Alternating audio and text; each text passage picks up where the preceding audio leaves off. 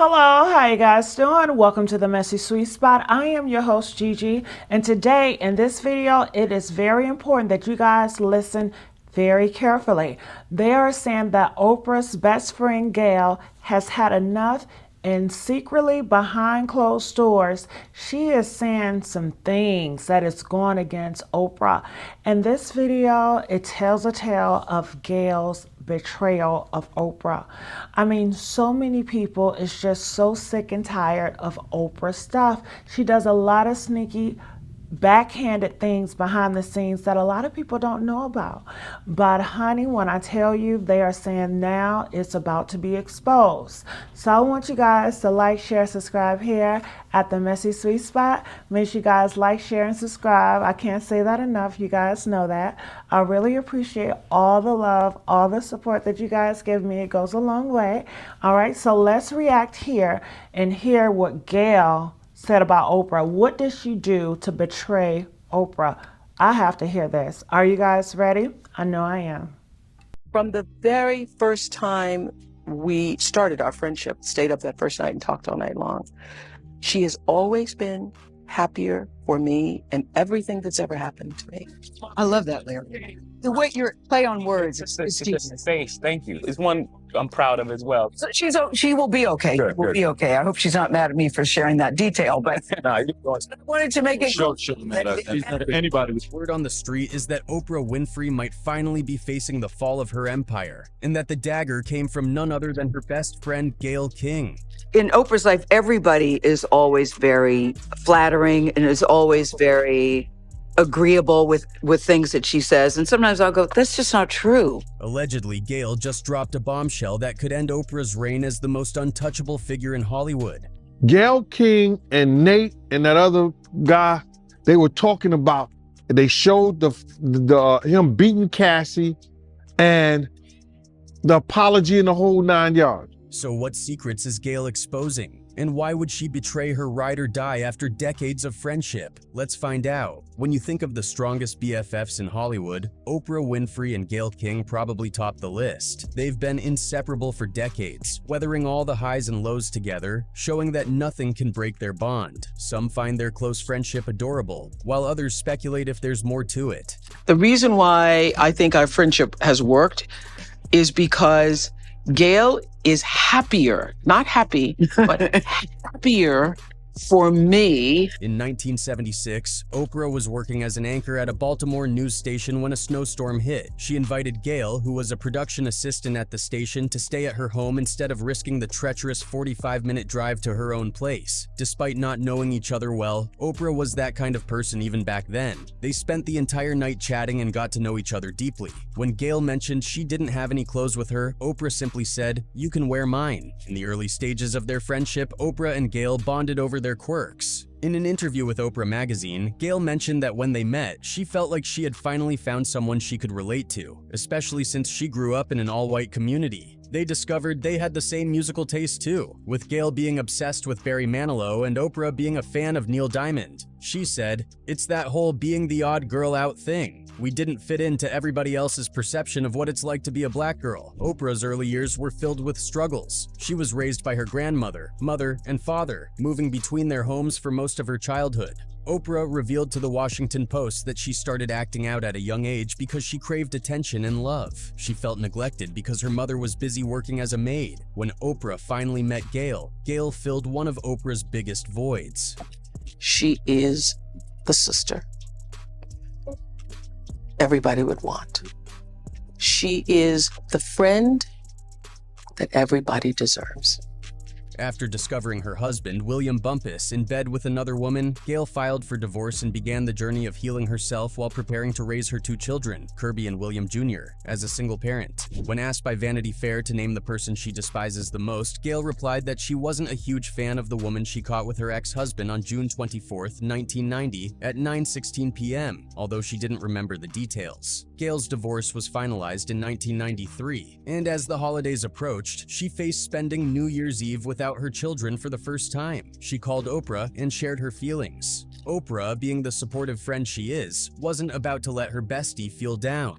Just 4 hours after their phone call, Oprah showed up at Gayle's doorstep with a bag full of groceries, accompanied by Stedman. Stedman then whipped up some spaghetti, and they rang in the new year together, showing the true strength of their friendship and support for each other during tough times. Gayle told People magazine that she was incredibly grateful to have Oprah and Stedman with her during that difficult time, and it's a memory she will cherish forever. Gayle has shown that she will drop everything to be there for Oprah too. Oprah shared with People magazine that one day she was feeling really down because she had been betrayed by someone. When Gayle heard the disappointment in Oprah's voice during one of their phone calls, Gayle immediately hung up, told her babysitter to watch her children, and hopped on a plane from Connecticut to Oprah's home in Chicago. When Oprah opened the door and saw Gayle on her doorstep, Gayle simply said, "I can't stay, but I just wanted to see your face." After ensuring that Oprah was okay, Gayle drank a glass of water and promptly headed back to the airport to return home to her children. So you can kind of guess how tight their friendship is, because of this strange bond they share. A lot of people have speculated that their relationship might be more than just friendship.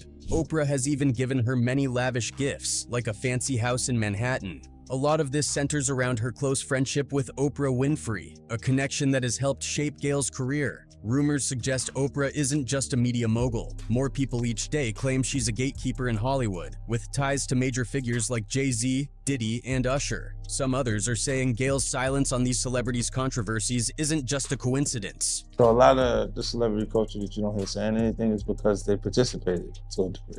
Not only this, rumors are swirling that a shadowy network of private investigators is being hired to silence influencers, podcasters, and media personalities from spilling tea on certain A-list celebrities, and the list of names being whispered includes none other than Oprah Winfrey, Gayle King, Tyler Perry, and yes, Diddy. Here's the kicker. These private investigators aren't just doing their regular snooping. 2 private investigators just visited a place I used to live in search of me, and they were coming to ask me whether or not I've been paid to talk about P. Diddy and his connection to other celebrities on my show. Allegedly, they're going door to door, offering influencers hush money to not publish damaging stories. And if the money doesn't work, people are claiming threats may come into play. Who's behind this covert operation? Fingers are being pointed straight at Diddy, who's been at the center of several scandals lately. The theory? These high-profile figures, Oprah, Gayle, Tyler, might be implicated in some explosive secrets, and someone out there will stop at nothing to keep the truth buried. Whether these stars are actual targets or just guilty by association, the whispers alone are enough to send shockwaves through Hollywood. But they said not only would they pay me to disclose who I was being paid by, but they would pay me more than whatever I was getting to share the opposite story. Now remember when R. Kelly's scandal blew up, Gayle didn't hesitate. She sat him down for a brutally honest interview, resulting in one of the most iconic and meme-worthy moments in recent TV history. But when it comes to figures like Diddy or Jay-Z, there's nothing. Why hasn't Gayle gone after them with the same energy? That's the question on everyone's mind. I am surprised that you agreed to do it. Why are you sitting down with us today? I'm very tired of all of the lies. Fans are starting to side-eye Gayle King, wondering if she's picking and choosing her targets, not based on journalistic integrity, but on who she can or can't afford to upset. Case in point, Diddy. Over the years, his name has been tied to some pretty messy allegations, but Gayle, not a peep.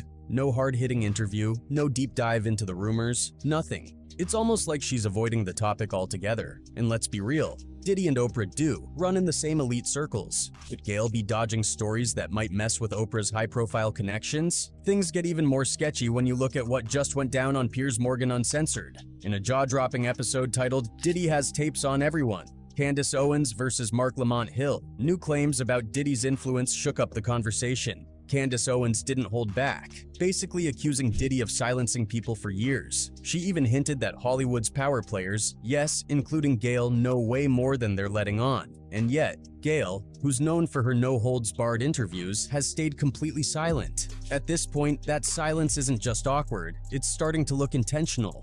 Owens didn't hold back. She called out how powerful guys like Diddy stay untouchable because they've got dirt on people, secrets, scandals, maybe even tapes. Whether that's real or just a metaphor, the message is clear. No one's messing with Diddy because of what he might spill. And that's where Gayle's pick-and-choose journalism starts looking shady. She built her rep by grilling guys like R. Kelly so hard he practically imploded on camera. But now, when it comes to someone like Diddy, she's nowhere to be found. Where's that same fire she brought for Kelly? The media and the public at large is shocked by what's happening, but we really are just getting to the beginning of everything. And it's not just Diddy. The fact that Gayle never pressed figures like Jay-Z, Usher, or even Justin Bieber, all of whom have been wrapped up in rumors or scandals, suggests a larger pattern. What's really going on behind the scenes? Is Gayle simply avoiding topics that would create friction with Oprah's inner circle? Or is there something deeper keeping her quiet? Some fans now speculate that Diddy's influence runs deeper than anyone thought,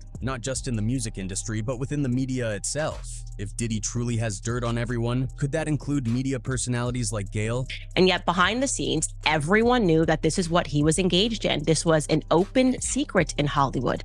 In fact, when Kanye last year said that he was a Fed and started speaking about some of these allegations, he was simply dismissed as crazy. This isn't just idle gossip. It's become the foundation for some serious fan speculation. Theories are flying online, suggesting that Gayle's reporting is more about protecting relationships than uncovering the truth. Some say her friendship with Oprah is more than just a personal bond. It's a business alliance. If Gayle exposed dirt on the wrong person, it could disrupt Oprah's empire and cost both of them influence in the industry. And in a world where power is everything, staying in the good graces of the elite might be more valuable than any headline. Every time she made a mention to hip hop culture, it was something that was wrong with it. And it was something that was on my CD that was the largest debut in hip hop. And what's even more suspicious is her being silent on her friend Oprah's secrets as well. Seems like she is protecting her, maybe because where she is right now is all because of Oprah. One person wrote, "Gayle knows she's in it." Another one added, "I've been waiting for Gayle the phony to be outed." Social media commentary and theories surrounding the payment disparities and dedication of the cast have likely prompted discussions within the media sphere. Taraji's team or the significant PR machinery associated with The Color Purple might have become aware of the shifting narrative surrounding the film. Consequently, they may have encouraged Taraji to address the matter publicly, leading to her statement on the issue. Notice how Oprah treats everybody during this press conference. Taraji is first, right? Now look at her eyes. She looks down when she's talking about the movie. She wasn't excited about it. Now, Oprah's past connections are stirring up some major drama, with critics pointing fingers at her ties to controversial figures like Jeffrey Epstein, Harvey Weinstein, and others. Things really heated up after a 2021 clip of her 2003 interview with Dolly Parton resurfaced, showing Oprah pressing Dolly about her plastic surgery. The clip sparked backlash, with actress Rose McGowan, a #MeToo pioneer, slamming Oprah in a now-deleted tweet. McGowan didn't hold back, accusing Oprah of supporting a sick power structure for personal gain. She pointed to Oprah's ties with Weinstein and her decision to step away from a documentary about Russell Simmons' essay accusers. In her tweet, McGowan wrote, "I wish she were real, but she isn't. From being pals with Weinstein to abandoning Simmons' victims, she's as fake as they come." #Lizard, Oprah's Weinstein connection has been a thorny topic for years. Back in 2018, singer Seal called her out, claiming she turned a blind eye to Weinstein's alleged misconduct. Seal's since-deleted post read, "You'd heard the rumors but had no idea. My bad. When you've been part of the problem for decades, but suddenly they think you're the solution." While Oprah has been a loud advocate for the #MeToo movement, her critics say her past associations tell a different story. To them, her public stance doesn't square with her personal connections, and they're not letting it slide. And if we make this just about Harvey Weinstein, then we will have lost this moment. Word on the street is that a lot of big names in Hollywood knew exactly what Harvey Weinstein was up to when it came to how he treated women. Instead of calling him out, some folks allegedly turned a blind eye, or even helped cover it up. And guess what? Oprah Winfrey's name keeps popping up in these conversations, with people claiming she was tight with Weinstein and part of the inner circle that supposedly knew about his shady behavior all along. When something this major happens, when you have the fallout, 50 women coming forward, that it's a watershed moment. There was a time, not too long ago, when Oprah Winfrey enjoyed an almost untouchable status among the Black community, an unproblematic interviewer and entertainer responsible for much of our cherished content. However, her image has experienced a noticeable decline in recent times. A quick search of her name on the once revered Twitter platform reveals top tweets delving into what some assume was a questionable relationship with the late Michael Jackson. Further down the feed, numerous users express sentiments along the lines of, "Oprah has always been been an awful person and suggests that she is now facing the consequences she deserves. The shift in public perception reflects a stark contrast to the once widely held admiration for Oprah within the Black community. Additionally, in his Netflix comedy stand-up, Dave Chappelle has also discussed the notion that individuals such as Kevin Hart and Oprah Winfrey might be compromising their values for fame and wealth by aligning themselves with Hollywood's elite. And this is what he said. They were in on the whole thing. I felt so wronged. I felt so stupid. Can you guess what he is trying to say? Maybe Dave is trying to say that people like Oprah have been involved in this heinous game for a very long time, and he feels stupid now, right? Well, this is just a guess, but Dave also said that the public's perception of Hollywood is at odds with reality, and that it is filled with lovable people like Oprah Winfrey. Dave supposedly remarked that once you see their genuine faces, you won't be able to stand them since they are too diabolical to bear.